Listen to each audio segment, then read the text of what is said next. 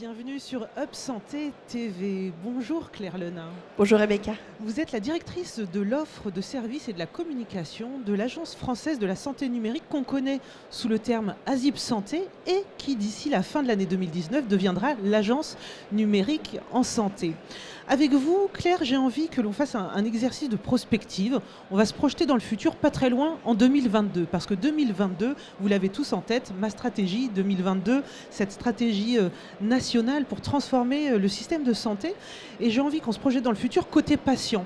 Avec ces futurs espaces numériques de santé, à quoi ressemblera le parcours du patient en 2022 ? Oui, l'espace numérique de santé, c'est une mesure emblématique de la loi de santé en préparation.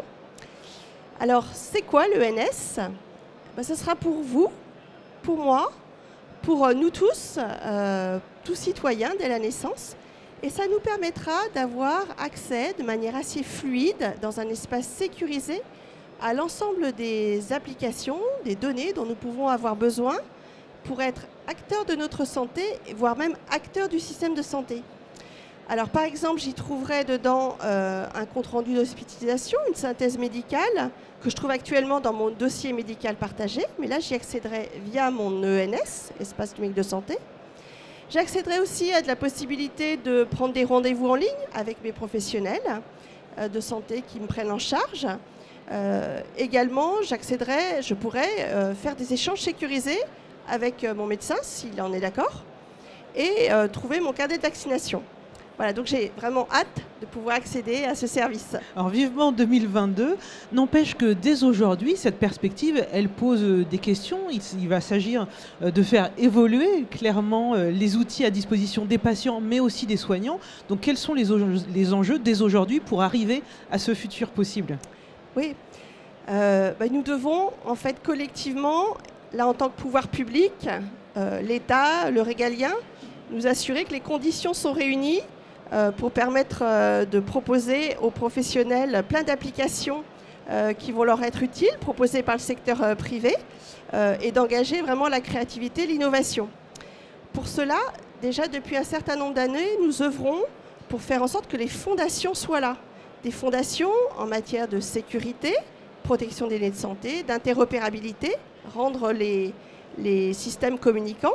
Et là, nous allons renforcer cette sécurité, cette interopérabilité et toute l'éthique qui va avec ces protections de données de santé. Voilà, parce que vraiment, si je peux me permettre, je vous prends 2-3 exemples. Moi, je souhaite en tant que citoyenne que quand les professionnels de santé me prennent en charge, qu'ils échangent des données qui me concernent, elles soient bien protégées.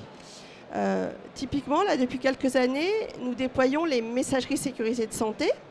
Actuellement, nous avons à peu près plus d'un million de données, de messages qui sont émis chaque mois. 400 établissements de santé et 150 000 professionnels de santé libéraux qui utilisent ces messageries. Mais je dirais qu'il faut accélérer cette dynamique. Donc il y a des enjeux de protection de données, d'interopérabilité, et il faut s'adapter aux pratiques. On voit bien que de plus en plus la mobilité se met en place. Et là, je vais vous donner 2 exemples que les pouvoirs publics accompagnent. D'une part, faire en sorte que l'accès à ces services numériques se fasse en toute confiance avec un dispositif alternatif à la carte CPS, qui est un outil sécurisé. Donc, avec la e-carte CPS, qui permettra d'accéder avec son portable à ces applications sans avoir besoin d'une carte. On la dématérialise. Voilà. Un autre exemple. Typiquement, pour favoriser le maintien au domicile du patient, vous avez besoin de vous partager des notes entre professionnels de santé. C'est ce qu'on appelle le cahier de liaison. Et donc, les systèmes doivent être interopérables en mobilité. Et bien, pour cela, nous avons organisé à Rennes un connectaton qui permet en fait à des éditeurs de faire plein de tests et tester l'interopérabilité de leur système. Alors je reviens plus largement à Ma Santé 2022. Hier, au salon, il y avait une conférence, les futurs professionnels en santé qui débattaient de Ma Santé 2022, des enjeux. Alors, il y avait une convergence sur les ambitions portées par cette stratégie, mais aussi une convergence pour dire qu'il fallait de la concertation avec l'ensemble des parties prenantes. Très rapidement, là-dessus, comment justement vous répondez à cette attente ? Oui, nous voulons absolument faire ensemble, faire avec les professionnels de santé et avec les patients. Donc nous lançons à partir de septembre, pour une durée de 6 mois, nous allons aller rencontrer les acteurs du terrain dans les régions, en lien avec les agences régionales de santé et tous ceux qui sont déjà actifs dans les territoires sur la e-santé. Donc engager un tour de France qui nous permettra de débattre de la politique nationale en matière de e-santé et de voir toutes les belles réussites qui existent déjà dans les régions. Ce tour de France, il va se passer dans les 17 régions, donc y compris dans les DOM-TOM. D'ores et déjà, je peux vous dire que nous avons fixé des dates. En septembre-octobre, on démarrera par les Hauts-de-France le 5 septembre, puis la Normandie le 12 septembre, puis la Bretagne le 19 septembre, la Bourgogne-Franche-Comté le 26 septembre, l'Occitanie le 3 octobre et la région Centre-Val de Loire le 10 octobre. Donc vraiment une volonté de concerter. Et puis en complément de ça, on organisera aussi des ateliers citoyens pour permettre aux citoyens de donner leur avis sur ces fameux espaces numériques de santé qu'on est en train de construire pour eux. D'accord, donc j'entends bien que tout n'est pas écrit jusqu'à la dernière virgule près.